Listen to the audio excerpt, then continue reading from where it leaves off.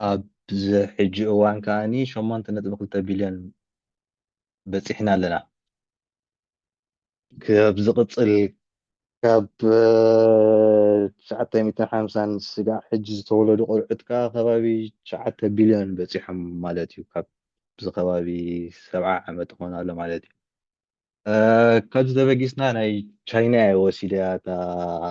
ኤግዛምፕል። ስለምንታይ ቻይና እያ ሓንቲ ካብተን ኣብ ዓለም ናይ ሓደ ቆልዓ ምውላድ ዝብል ሕጊ ዘጽደቐት። ቅድሚ ሓደ ምውላድ ቆልዓ ዝነበረ ምቅያራትን ሕጂ ድሕሪ ሓደ ቆልዓ ምውላድ ዘጋጠመ ምቅያራትን ክንሪኦ ኢና። ኣብ 1950 ስጋዕ 1980 ኣብ ናይ ሞ እዋን ከሎ ማለት እዩ ቻይና ፑሽ ትገብር ነይራ ብዙሓት ቆልዑት ንክውለዱ። ስለምንታይ ሞ ሓደ ካብቶም ሶሻሊስት ዝነበረ እዩ፣ ሶሻሊዝም ዝነበረ እዩ። ፕላስ ቆልዑት ተተወሊዶም እቲ ማን ፓወር ናይታ ሃገር ዕብልል እዩ ዝብል ሓሳብ ዝነበሮ እዩ። ኣብቲ እዋን እቲ ካብ 550 ሚልዮን ስጋዕ 980 ሚልዮን በፂሖም ኣብ 30 ዓመት ማለት እዩ። ብድሕሪኡ ድሕሪ 980 ምስ ወደቐ እዞም ቻይና ሪፐብሊክ ዝበሃሉ ምስ ተፈጠሩ እዞም ሕጂ ዘለዉ ፓወር ማለት እዩ ሓደ ቆልዓ ዝብል ፖሊሲ ኢንትሮዲስ ገይሮም which is grows ናይ ፖፑሌሽን ምውሳኽ እንዳጎደለ መፅዩ። ዋላ እውን እኳ ተወሰኸ ስጋዕ 1.4 ቢልዮን ተበፅሑ ውሽጢ 46 ዓመት ግን እቲ ፖፑሌሽን ዲክላይን ኣጋጢሙ እቶም ዝውለዱ ቆልዑት ውሒዶም እቶም ተወለዱ ከዓ እናበረጉ ከዱ ኣለዉ። ሶ እቲ ባላንስ ክመፅእ ኣይከኣልን። ህዝቢ ቻይና እንዳጎደለ ይኸይድ ኣሎ ማለት እዩ። ሕጂ ኣብቲ ፍልልይ ንኽሪኦ ኣብተን ዝማዕበላ ሃገራትን ኣብተን ዝምዕብላ ዘለዋ ሃገራትን። ኣብተን ዝማዕበላ ሃገራት በቲ ናይ ምዕባለት ናይ ፌሚኒዝም እቲ ናይ ኣዋልድ ናብ ስራሕ ምእታወን እቲ ናይ ፍትሕ ብምዕባዩ ተመለታት ናይ ምውላድ ዘለዎ ሬት እንዳጎደለ ኸይዱ። ብኡ እንዳጎደለ ኸይድ ከሎ ከዓ ብሰንኪ ሕክምና ብኣመጋግባ በቲ ኣነባብራ ላይፍ ስታይል ሞር ኢንዳስትሪያላይዝድ እናኾነ ብምኻዱ ሰብ ኣብ ዕድሚኡ እንዳዓበየ ክመፅእ ጀሚሩ ዓረክቶት ክበዝሕሉ ጀሚሮም ንኣሽቱ ዝውሕድሉ ዘመን በፂሕና ማለት እዩ። ሕጂ ኣብተን ምዕበላት ሃገራት ክንሪኦ ከለና ሕጂ እተን ምዕበላት ሃገራት ዋላ ሽሕ ግዜ እተን ሃብታማት ኮና ግን ሃብታማት ምዃን ጥራይ እንድሕሪ ዓቕሚ ሰብ ዘይብልካ እንተኮይኑ እቲ ፓወር ሰስቴን ክትገብሮ ዘለካ ተኽእሎ ነገራት እንዳጎደለ ክመፅእ ወይ ይመፅእ ኣሎ። ሓደ ካብኡ ዝሽፍኖ ዘሎ ነገራት ኣብ ምዕበላት ሃገራት ርኢናዮ እዚ ናይ ስደተኛታት ማለት እዩ። ስደተኛታት ኣብቲ ዝተሓተ ስራሓት ናይ ዘን ምዕበላት ሃገራት እንዳኣተው ዝሽፍንዎ ዘለዎ ነገራት ነተን ሃገራት ስጋዕ ሕጂ የካይደን ኣሎ። ዋላ ሽሕ ግዜ ኣንፃር ስደተኛታት ዓርዮታት ዋላ እንተሃለዎም ግን ብኢኮኖሚካሊ መንገዲ ክሪእዎ ከለዉ እተን ሃገራት ፈልጥዮም ብዘይ ስደተኛታት ኢኮኖሚካል ራን ገብርዎ ከም ዘይክእሉ ተስዋዮም ብሁማኒታርያን ስደተኛታት ንቕበል ኣለና ዝብል ኣካይዳ እንዳርኣዩ ግን በቲ ሓደ ከዓ እቲ ቤኔፊሻል ናቶም ዝጥቀምሎም ማለት እዮም። በቲ ካልኣይ ክንሪኦ ከዓኒ እተን ዝምዕብላ ዘለዋ ሃገራት ዝውስኽዎ ዘለዋ ናይ ወለዶታት ከዓ ከም በዓል ኢንድያ ኣሎ ሕጂ ንቻይና ሓሊፋታ ዘላ። ኣፍሪቃ ብ2100 ዓመት ከባቢ 4 ቢልዮን ክበፅሑ እዮም ዝብል ተኽእሎታት ኣለዎ። ሓደ ካብተን እግሪ ኢንክሪዝ ዝገብራ ዘለዋ ሃገራት ከዓኒ ናይጀርያ በይና ጥራይ ከባቢ 800 ሚልዮን ክትበፅሕ ኣብ 2010 ዝበሃል 2100 ዝኸውን ዘሎ ማለት እዩ። ሕጂ እዚ ክንሪኦ ከለና ብክልተ መንገዲ ኢና ንሪኦ። እቲ ብዝሒ ወለዶታት ዘምፅኦ ስኬርሲቲ ናይ ሪሶርስ ኣሎ ግን ብዘይ ወለዶታት ከዓኒ ሰስቴን ክግበር ዘይክእል ነገራት ከዓ ኣሎ። ሕጂ ንራእዮ እቲ ፍልልያት ሓደ እቲ ፓወር ሽፍት ኣብቲ ኢኮኖሚክ ተቐመፅኡ ውሑዳት ስራሕኛታት ኣለዉካ ኮይኖም ውሑድ ፕሮዳክትስ ኢኻ ከተዳሉ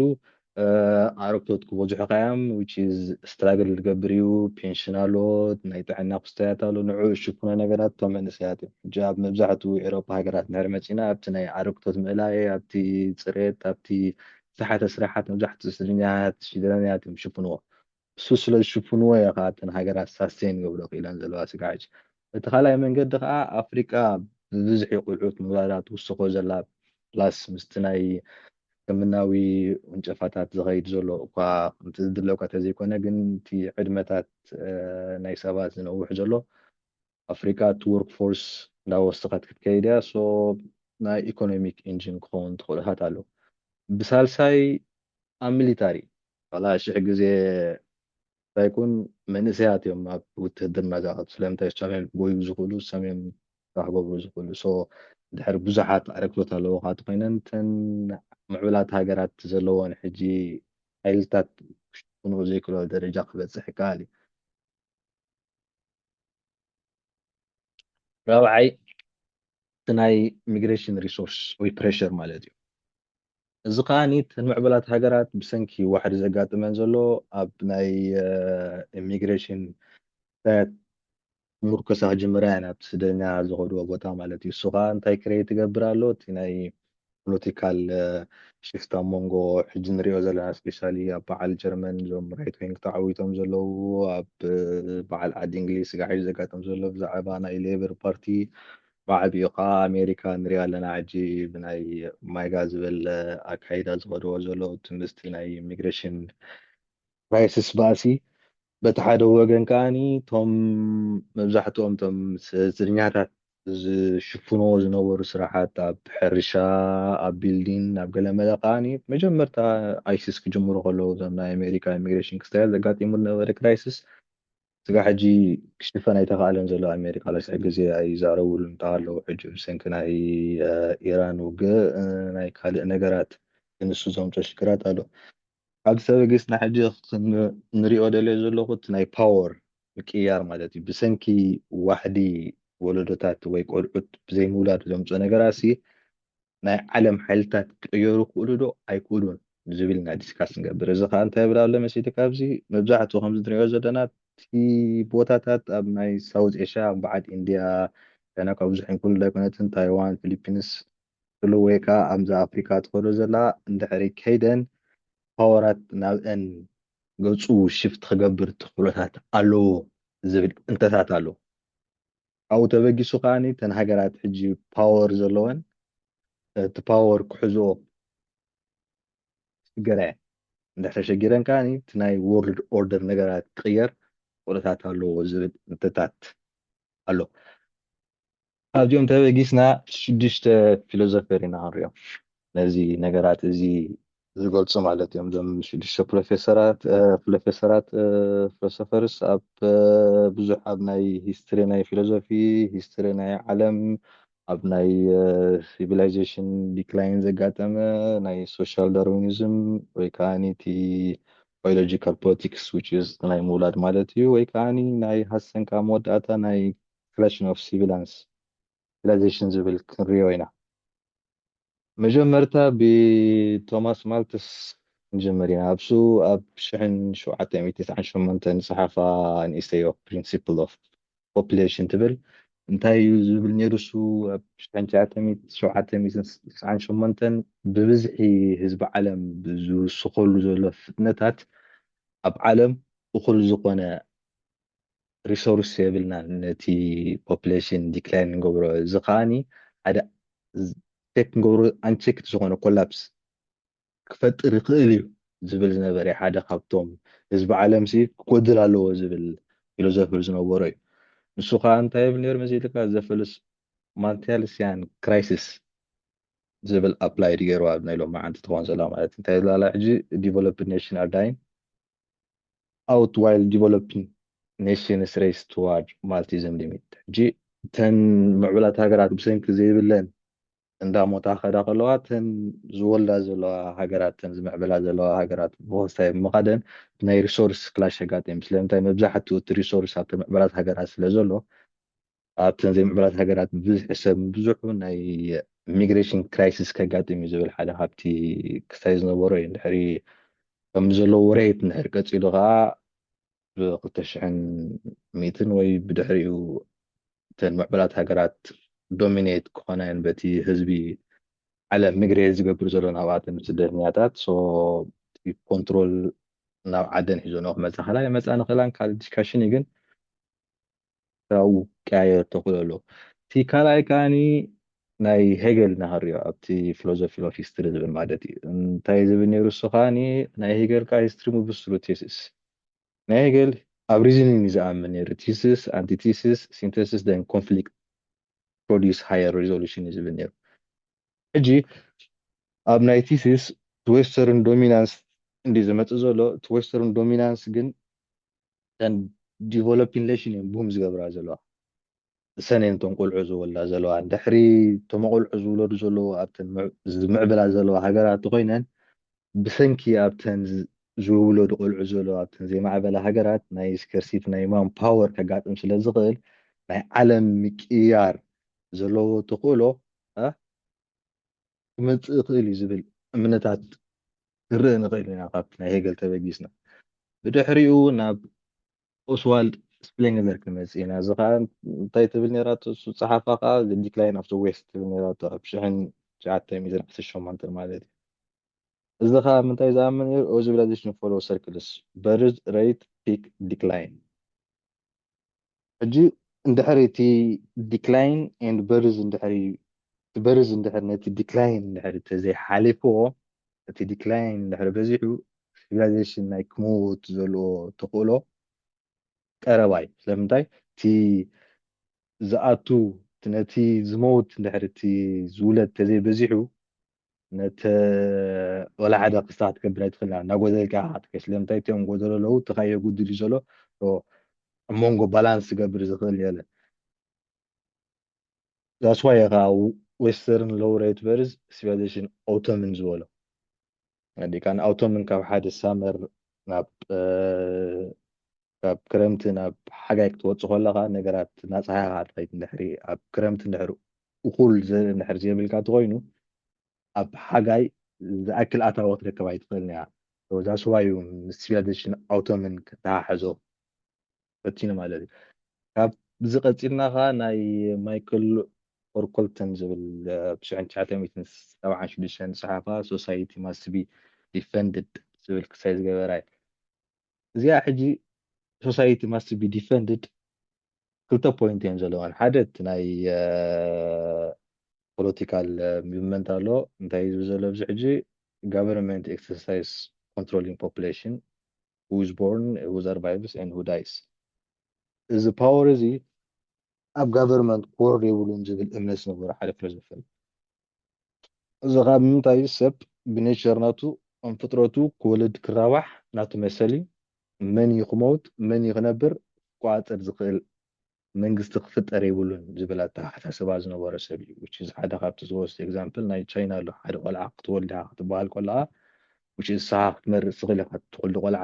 ወይ ወዲ ክኸውን ክደልያ ኢኻ ወይ ጓል ክትከውን ክደልያ ኢኻ ብናይ ቻይና ትራዲሽን ድሕሪ ከይድ ተኮይንና ከዓኒ ወዲ እዩ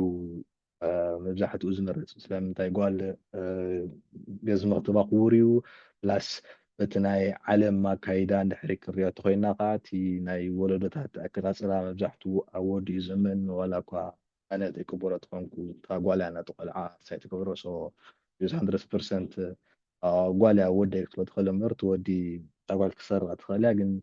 በታ ዓለምና ዝኮረ ዘሎ ትራዲሽን ድሕሪ ንከይድ ኮይንና ግን እቲ ወዲ እዩ ናይ ዋላ እቲ ሽም ናይ ስድራ ሒዙ ዝንቀሳቐስ ከምኡ ሓደ ዲክላይን ናይ ኣዋልዱ ከጋጥም እዩ ዲክላይን ናይ ኣዋልዱ ኣጋጢሙ ከዓኒ እቶም ዝተወለዱ ቆልዑት ነቲ ዝመፅእ ዘሎ ጀነሬሽን ክቅፅልዎ ሽግር ክረኽቡ እዮም ስለምንታይ ክልተ ወዳት ስጋ ሕጂ ቆልዓ ክወልዳ ኣይረኣናን ወይ ብሕጂ መፅእ ክኾን እምበር ስጋ ሕጂ ተራእየን ዘሎ እንድሕሪ ዋሕደ ኣዋልድ ኣሎ እንተኮይነን ወይ ምስ ካልእ ዓሌት እዮም ወላለዱ which is ናይ ቻይና ጀነሬሽን ክዕቅብዎ ዝደልዩ ኣለዎም ክፈርሶም እዩ ወይ ከዓ ኒት ክሳገብሩ ኣለዎ ዛስ ዋይ ሕጂ ሚካኤል ፉርት ዝብል ነይሩ ሶሳይቲ ማስት ቢ ዲፈንድድ ዝብል እንታይ ዝገበሩ ሶሳይቲ ወይ እቲ መንግስቲ ንሓደ ሕብረተሰብ ብከምዚ ኢኻ ክትወልድ ከምዚ ኢኻ ክትገብር ትብል ቁፅፅር ክዋሃብ የብሉን ዝብል ሓደ እምነት ዝነበሮ እዩ ኣብዚ ቀፂልና ኸ ናይ ፑቲግን ናይ ክላሽ ኦፍ ሲቪላይዜሽን ንርኢ